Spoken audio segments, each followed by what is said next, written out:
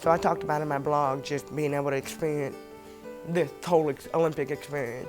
And at first my big thing was, oh, I want to go to all these different events.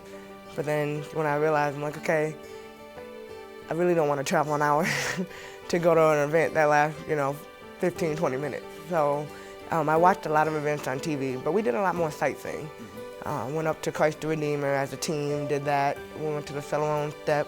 We went with Tina Charles and her mom, and Parnell, my husband, came. So, being able to experience that and walked around a lot, a little bit everywhere. So just really being able to venture out. But that is something that I haven't really done. And people were like, what, you never really went out? And I was always so focused in making sure, '08, coming back from the Achilles, so I really couldn't walk around a lot.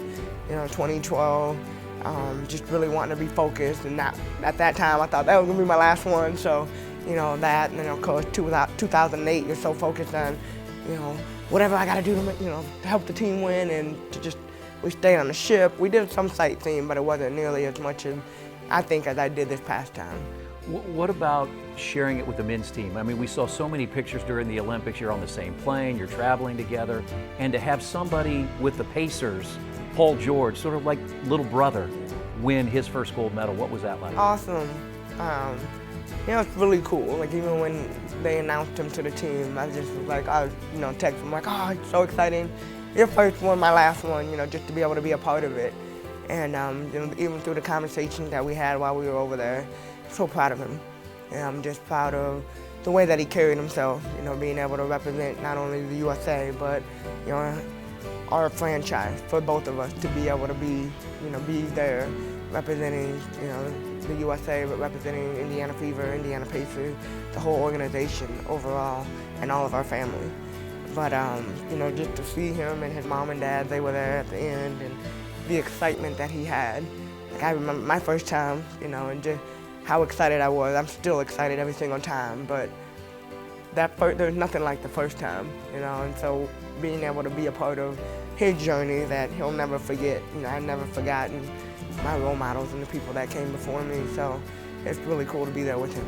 So how did you do that? You said you learned from Lisa and Dawn. What did you try to share with somebody like Breanna Stewart? Because now you're the veteran, and here you see somebody that's experiencing this for the first time. Well, it's just a certain standard that you set.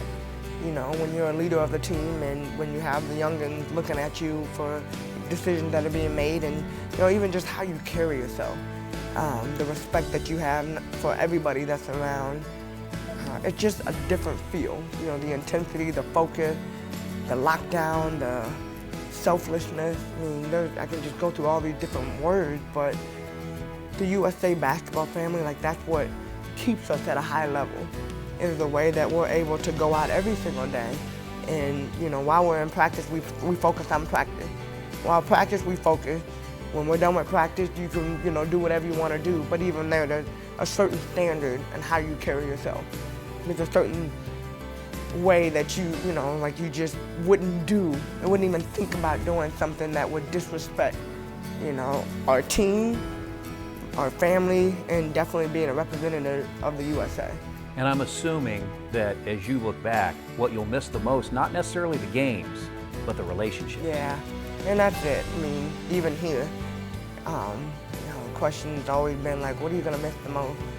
I'm gonna miss the relationships. You miss knowing that you're going to battle with, these ladies that have been by your side for, however many years, or however many days to compete for a common goal.